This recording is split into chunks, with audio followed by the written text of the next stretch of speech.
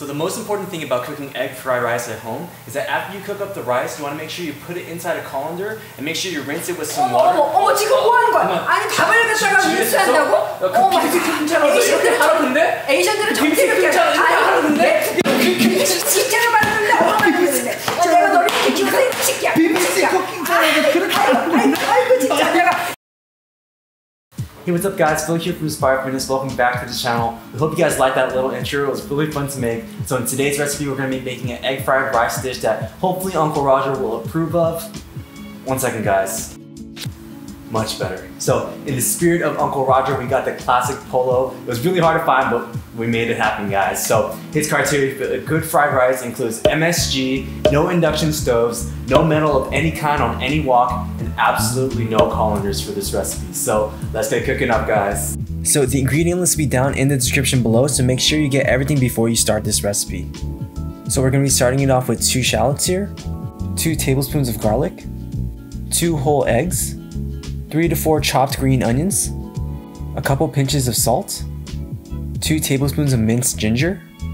This step is optional, but you can get 12 ounces of steak here, 4 to 5 Thai chilies for that spice, 3 tablespoons of olive oil, 2 tablespoons of soy sauce and 1 tablespoon of sesame oil, 3 cups of day-old rice, and last but not least, we got 1 tablespoon of that good stuff. This is the Korean beef stock, which has a little bit of MSG in there. So if you don't have any day-old rice, there's a little trick you can do to emulate the dryness you get from leaving it out for a day. By finding a flat container such as a baking tray or a casserole dish, you want to add in a layer of rice and put it into the freezer for 20 to 30 minutes. You'll end up with this really nice pelly rice that retains a fluffy texture as we fry it in some oil and aromatics. This is really what separates good fried rice from some nasty soggy fried rice that is almost like porridge, if you know what I mean. If you want a video on how to use the finger method that Uncle Roger talks about, then make sure to check out the link on the upper right hand corner. So the first thing we need to do is make our sambal, which is really where all the flavor comes from in this dish. You just want to get all those aromatics and finally chop them up before putting them into your mortar and pestle. If you don't have one of these, a blender works just as great, but I'm sure Uncle Roger will really appreciate if you have one of these. Just add everything in and press it all down until it forms a really nice paste. A tip here is on the mortar and pestle is to make sure to pound out the big chunks of aromatics you see in there until it turns into that thick paste that we're looking for. Watch out though, those Thai chilies really get those eyes watering. This process is going to take maybe around 10 to 15 minutes or so, but to me, it's like really relaxing, so just kind of get to this paste and you'll be good to go. So now let's get to cooking. On a regular stove, you want to go for a medium heat and then add the oil and 2 eggs until they're halfway cooked. If we fully cook them now, you'll see that they'll become very rubbery in the end result. We want to make sure we have nice fluffy eggs by the end of all this. By using a wooden spoon, let's scramble them up and let all that white incorporate with the yolk. Once the eggs are somewhat cooked and still slightly runny, let's take them out of the pan and begin cooking up our sambal. After washing your wok a bit and taking out all the chunks of egg, you want to add in 2 tablespoons of oil and let it heat it up for a bit. After a minute or 2, we want to add in that sambal and allow the aromatics to really develop some really nice flavors in here. After a minute or 2 in the oil, we want to add in our secret ingredient, which is the Korean beef stock called dashira. It has some MSG in there, which is actually not bad at all to eat. I've attached a link to a study on MSG from examine.com, which is a trusted resource that did a study on the effects of adding MSG to your meals. Check it out if you want some more info on why it's not at all bad to eat. Once the dashira mixes in with the sambal, make sure to add in your veggies and the day-old rice and get to mixing. Now that the rice is all nice and incorporated, let's add in the eggs from before and mix them into the fried rice. The trick with fried rice is to have everything prepared beforehand, or you're going to be running all over the place while your rice burns and you contemplate why you even try to make fried rice in the first place instead of ordering it from Banana Bay or something.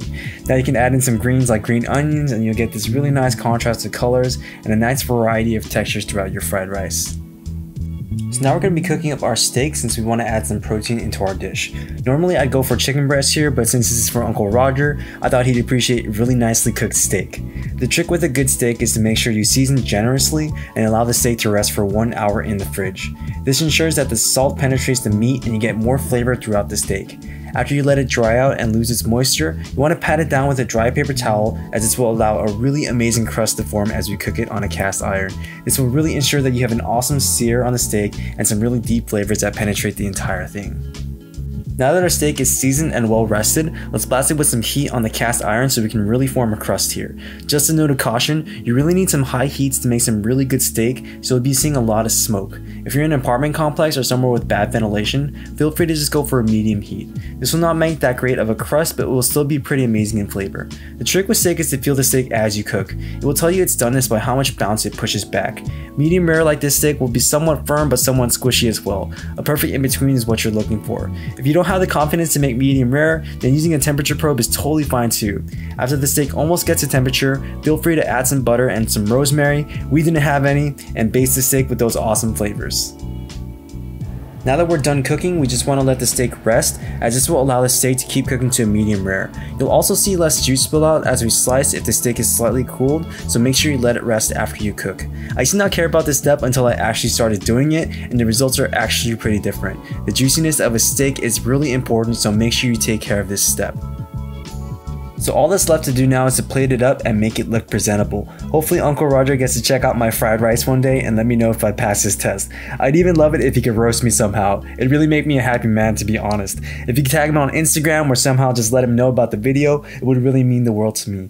Food styling is really what allowed this channel to grow, and it's honestly the hardest part about making these. We're so close to hitting 1,000 subs, and I think this will be the video to take us there.